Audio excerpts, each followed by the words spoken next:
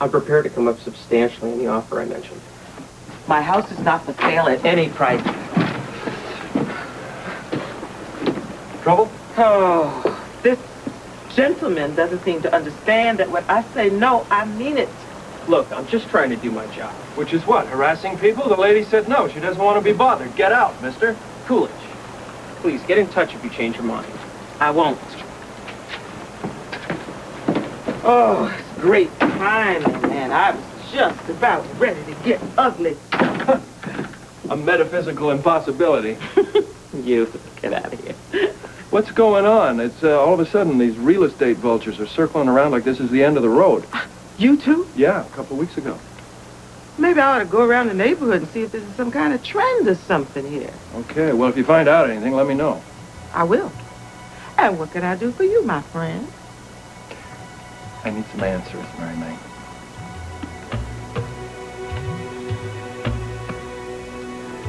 Isn't it? Well, yeah, kind of. Lucky and Sly were exploring the attic today. Mm-hmm. That's harmless enough. Right?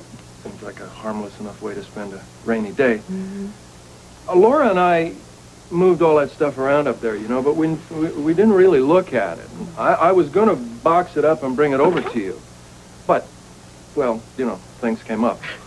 Goodness, I'd hate to think of what's up there in that attic.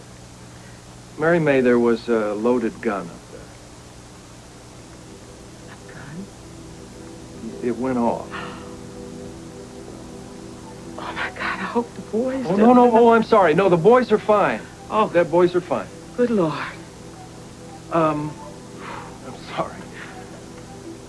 Mary May, do you have any idea how a Smith & Wesson 38 got stuffed down behind the eaves of the attic? None. You never owned a gun? Never would. What about your husband? Or Bradley? Bradley did arm himself for a while. There were threats on his life, and his staff thought that he should be in a position to defend his life if it came to that. But he was like me. Guns made him uncomfortable, so he put it down after a week or so. Well, how do you know he didn't put it down behind the eaves of the attic? Because he knew my feelings, and he respected that Bradley would never do that. Oh, Luke, I feel terrible. You and Laura must have been scared to death. Oh, no. No, it's nothing, really. It's nothing. Where's the gun now? I locked it up. Good. I hope it never sees the light of day again.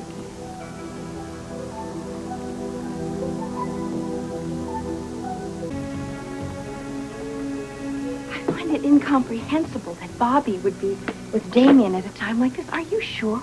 Yes, I'm quite sure. Just because she left with him, that does not necessarily mean that she's with him right now. Why are you defending her? I'm not. No, I'm not. I'm not defending her at all. It's just that I don't think it's wise to jump to conclusions, especially when you have a little boy to consider. How is Lucas handling all of this? He's totally confused. Everybody's gone all of a sudden. His sister, his mother. Poor kid, he's having a hard time. Well, that ought to tell you something. Well, I know what you're getting at, but it is tough, okay? I know intellectually he needs constancy, he needs stability, he needs it from me and from Bobby. He's just a little baby whose world has been rocked off its foundation. He doesn't have the coping skills like we're supposed to, but even so, I am absolutely incapable of living under the same roof with that woman. And I know that that's selfish, but I just can't put on an act like everything's fine when I'm angry, you know? And just how angry are you? So much so that it scares me. I want to put my fist through something. I want to hurt somebody. You want to hurt Bobby. And I imagine that keeping her away from her son is hurting her like hell. Now, it's just too bad about Lucas, isn't it? I mean, he has to suffer too, just because he's caught in a battle between two adults. But life is tough, isn't it? And the kid might as well learn now. And you're right. This is not just selfish. It's unspeakably unfair to make Lucas pay for things he can't even comprehend.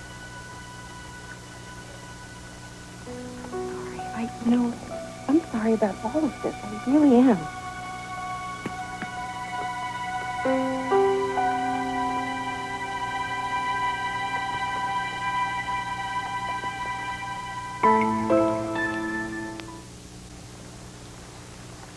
Sorry. I didn't mean to interrupt. You didn't. How are you, Bobby? Just peachy, Laura. How do you think? I was just asking. Look, if you would like us to take Lucas for a couple of days, Lucky would love having him around, and Foster's quite a good distraction. Thank you. I might take you up on it. Okay.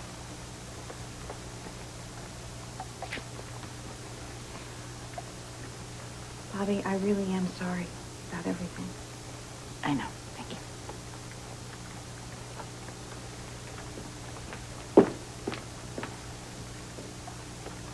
Okay, now why are you here?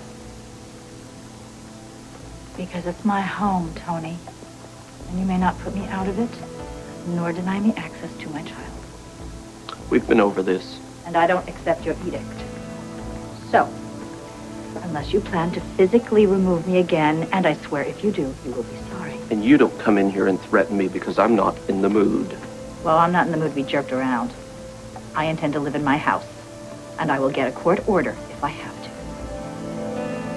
Thank you, Reverend Phillips. Oh, I'll talk to you soon. Thanks. Bye-bye. That's interesting. He said that 3 of his parishioners have already sold their houses recently for a very good price. It's making him start to wonder. Well, I don't like it. Neither do I. He said he'll activate the grapevine, see if any more buying and selling is going on out there. Hello. Oh, hi, Laura. Hello, wife. Hello, husband.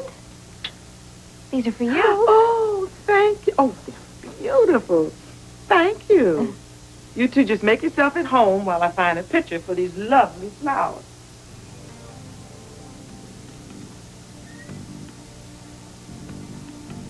Did you ask her about the gun?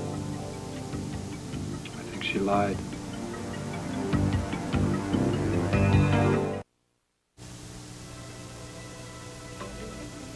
Maybe I wouldn't lie. Oh, come on, darling. If it's important enough, anybody will lie. She sure as hell wasn't telling me everything she knows. Did you ask her about the blood-stained nightgown? No, I didn't bring that up. We don't know that it's tied to the gun, and she was upset, you know.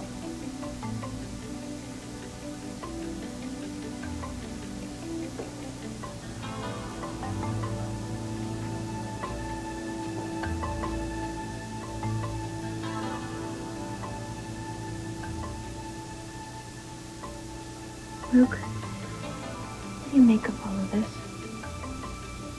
I think we're getting dangerously close to something she'd like to forget.